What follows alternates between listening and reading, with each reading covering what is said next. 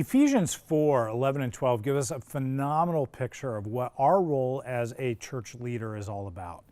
It's about equipping those around us for acts of service, to learn to live out their giftings, that they are a workman created for good works.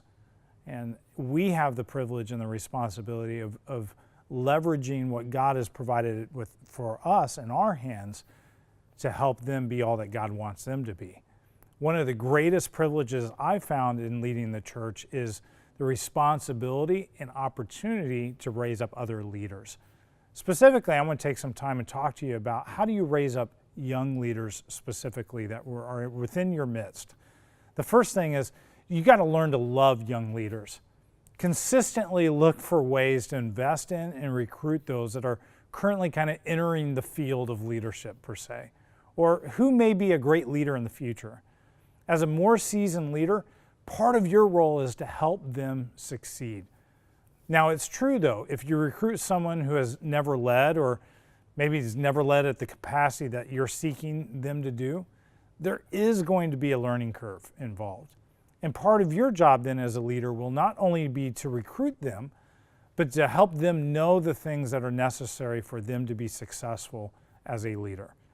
Now, this may include moments of special training, coaching, mentoring, but it most definitely requires a level of intentionality.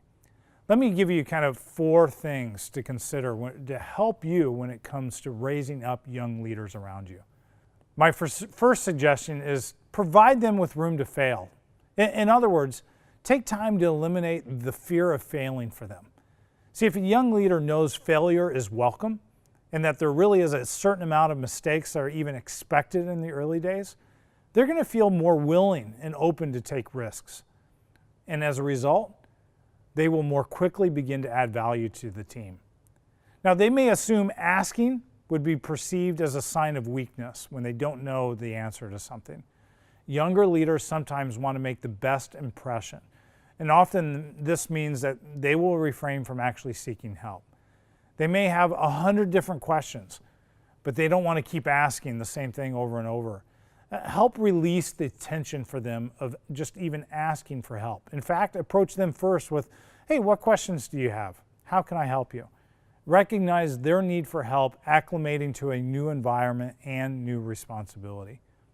The next thing is give consistent, constructive, and even encouraging feedback.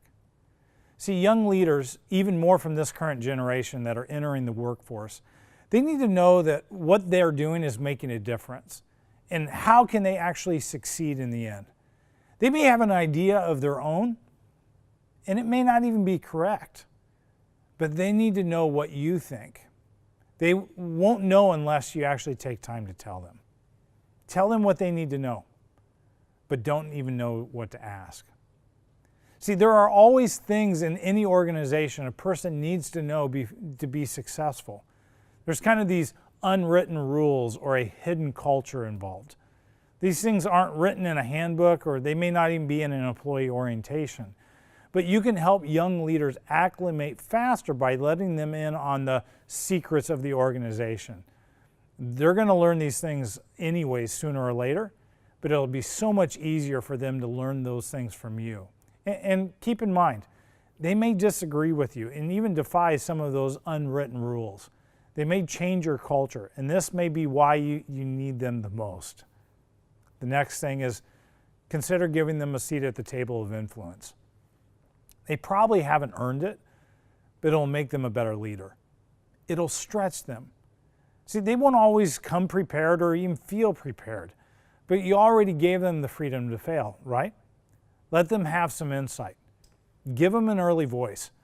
They'll be more quickly to feel like an insider and a part of the team, and you're more likely to discover a potential superstar leader when you include them early on in opportunities of influence.